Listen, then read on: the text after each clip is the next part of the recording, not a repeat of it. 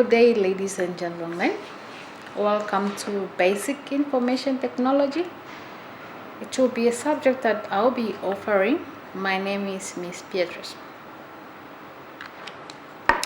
So, in nowadays, everyone has to understand what is technology. Technology, everyone has that word that they talk about, technology. So now, what does it mean by technology?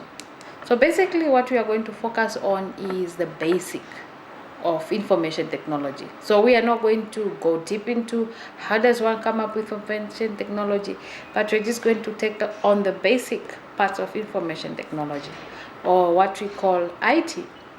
Okay, so now we are going to look at objectives, such as we are going to identify the use of information technology and some views on computing or cloud computing and content management system. So we cannot deal with IT without talking about cloud computing and then content management system, because these are the current trends that are going on when it comes to IT. And we have now some major current IT issues. So what are the most spoken things about IT? We have, like, for example, virtualization and business intelligence, mobile application, and we are also going to focus on how to use internet, because it's part of information technology. And then we are also now going to look at different types of web browsers that we can use to access internet. And I'm sure that most of you have heard about emails. What are emails, and then how does one open up emails, and what are the different types of emails? Okay, now let's get cracking. So now, coming to internet or information technology, first we need to understand, sometimes we need to look at the concept of how is IT related to computers, and how does computer works now with IT or information technology. First of all, we need to understand the Windows. Windows here is just an operating system. All right, this is an operating system that we install within a computer, and we can't work without operating system. So first we need to understand now, what is a computer, for example. We know that this is a machine or a tool for accessing information. We access information, we store information within a computer. And then, do you know the parts of a computer? I'm sure you do. We use, for example, keyboard, mouse, monitors, and so forth. All right? And then desktop is the screen that we use. All right? And then what are the icons on the computer, on the desktop, for example? We also need to understand those ones. Okay, now let's get into information technology. So what is information technology in general? It says information technology covers many different areas, including software solutions and hardware that allows organizations and companies to organize or gather and evaluate data. Most of the companies nowadays, the solutions or the way they handle their data within the companies or organizations, they really cover what we call, or is part of what we call, information technologies. Okay, so now in the businesses, the workflow processes in IT can be used to expand an organization's capacity to grow revenue. And the bottom line for many business owners in today's fast-paced world is that the revenue growth and profit margins are key drivers for performance and efficiency. So basically, IT technology, it is really, really important in the sense that performances in workplaces, when you want to increase profit, or when you want to have work efficiency or sufficiency of work, IT makes it easy for us, or for businesses, so to say. Okay, so now we have 4 primary elements of information technology that we look at. First one is information security. So when you are dealing with information technology, is the information that you are dealing with secure? Is it going to be secure, or is it going to be leaked somewhere? And we are also going to look at databases. What are the databases? And we're also going to look at network management, computer technical support, and business software development. How are these 4 components related to one another when it comes to information technology? All right, so we have reasons as to why information technology works in businesses today. Okay, one factor is that is to reduce the data overload in the businesses. Many businesses are processing high volumes of data every single day, and without appropriate processing capabilities, this can overload a system easily and force a business to experience network downtime. Right? Looking at the four elements of information technology. Information security. Information need to be secure. We need to secure our information within organization. And databases. Databases, this is a storage. We call it file storage. This is where we save or store our information or our data. So we have to, like, is anybody outside the company or someone who doesn't work for the company, can they able to access that kind of database? So we have to look at that. Network management. How do we access information technology? It's through what we call a network, right? And we need now the computer technical part, because the way we connect networks within company, that's part of technicality of a network. And then business software development. Software development, this is a process of developing softwares. Okay? So now, some reasons for information technologies in business today is like, for example, IT professionals play a key role in helping business owners address problems immediately in front of the company. Without IT, some of the problems that we may face in companies, we may not even able to handle them if it wasn't of IT. So basically, IT comes to solve problems. And then one reason is that the IT professionals of today helps to translate complicated concepts in the information technology world to meaningful results for those using the technology in their daily working lives. Right? So now those were some. I'm not saying that those are all the reasons why we need IT technology in companies. Those were some of the reasons as to why we need business or information technologies within businesses. Okay, so now let's look at cloud computing. What is cloud computing? I'm sure most of you have used cloud computing without being aware that you are using cloud computing. Okay, nowadays people are having WhatsApp. Nowadays people are having Facebook accounts, Twitter, LinkedIn. So some of those are some of the platforms that are running on top of a cloud. So now let's take a look at what cloud computing is. Okay, we refer to it as a general term used to describe a new class of network-based computing that takes place over internet. Basically, a step from utility computing, a collection or group of integrated and networked hardware, software, internet infrastructure, like a platform or called a platform. So cloud computing, let's look at it this way. You are creating a certain spacing where we can, like, let's say a server room where there are installed servers. Servers are storages of information. Okay, and then everybody who can able to access something on internet, they can extract it from the servers. So now cloud computing, we create up a spacing, like let's say LinkedIn, and then with cloud computing is that once you put the information there, then they can be accessed or being accessible by anybody wherever they are in the world. That's what we call cloud computing. That's why you find yourself, you can access Facebook wherever you are, whether you are using a phone, whether you are using a laptop or computer, and then even if you find yourself in a different planet, but obviously we live in planet Earth. What I mean is in a different continent. So it is accessible wherever you are. That means it's on the cloud, and that's what we refer to cloud computing.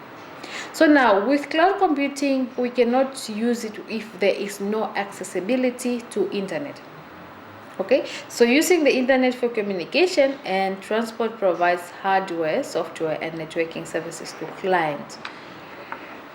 Okay, this platform hide the complexity and details of the underlying infrastructure from users and applications by providing very simple graphical interface, or what we call API, application programming interface. So now those are some of the platforms under cloud computing. Okay, we can also refer to cloud computing as an umbrella term used to refer to internet-based development and services.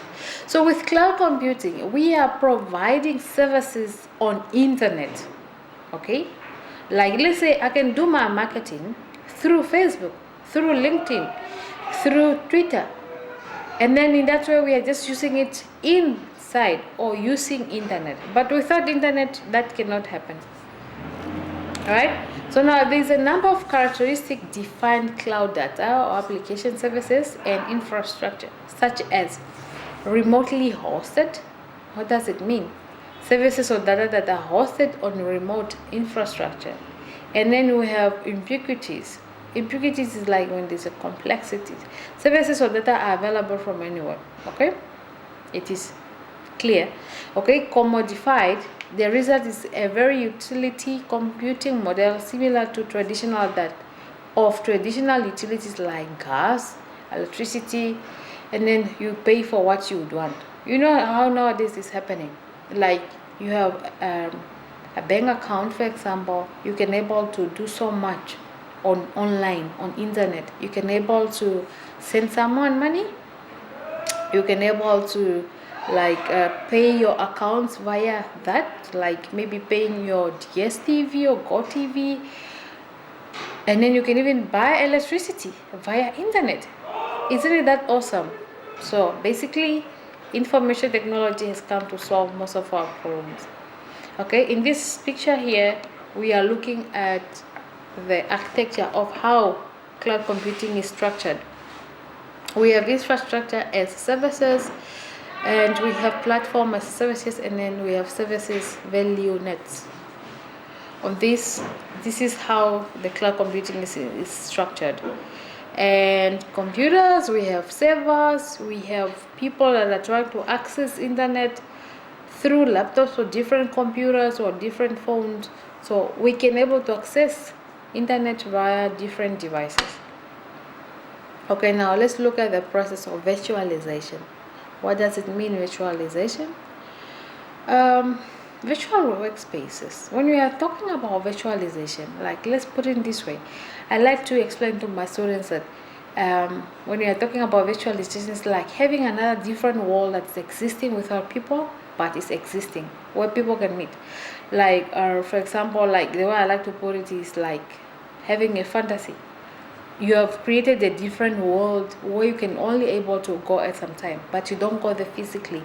So when it comes to technologies like virtualization, this applies to the same thing. You can create a virtual lab where everybody can be able to access that lab and be there at the same time, but we are not going to be there physically, but we are just going to log in with our computers. All right, virtualization is regarded as an abstraction of execution environment that can be made dynamically available to authorized clients by using well-defined protocols. So now when you are creating up a workspace for virtualization, like as I said, creating a lab work. A lab work is where computers are installed in, and then we can able to access or do our practical work when it comes to IT. Now, a virtual lab, I can only able to give access to a number of people, and then they can able to have accounts, and then they can log into that virtual lab, and then they can access that lab at any time. Or let's say if there is any agreed time, then they can able to access that. Okay. Now, how is virtualization implemented, or VMS? It's a physical host machine, hypervisions, intercept and emulates instruction from VMS and allows management of VMS. Okay, that is just a structure of how virtualization works. But it is important for me to talk about it because nowadays people are applying virtualization in their workplaces. Like, for example, we have created a learning management system for IUM, whereby lecturers can, at some point in their life, able to give classes while students are just sitting at home, and then you are not supposed to be there physically. So that is part of one of the example of virtualization. So let's move on. So what could be some of the advantages of virtualization? We can look at, like, for example, run operating systems where the physical hardware is unavailable, easier to create new machines, backup machines, software testing using clean installs of operating system and software. Okay, one thing I can talk about virtualization is that it cut cost in a sense that you don't need to buy physical computers, a lot of them. You can only buy one, and then a big server, and then a lot of people can able to access through that. So basically it cuts costs, especially now in this crisis whereby there's economic crisis in the country. Okay, and it's also easy migration of virtual machines. So looking into virtualization, there's a common factors or many types of different advantages. Right, so we are done with virtualization. I hope you understand the concept of virtualization. Why do we need virtualization? Why do we need to understand the term cloud computing? Because understand the world is evolving so fast, so we need to understand this concept. Now let's look at what we call business intelligence. All right, business intelligence, or BI, is a technology-driven process for analyzing data and presenting actionable information to help corporate executives, business managers, and other end users make more informed business decisions. Business intelligence, these are like platforms or systems that are created to make easier, like let's say business decision makers that makes decisions within businesses. These type of systems, they can help decision makers to make proper decisions, or they can help enhance their work. That's why we also need to understand the term business intelligence.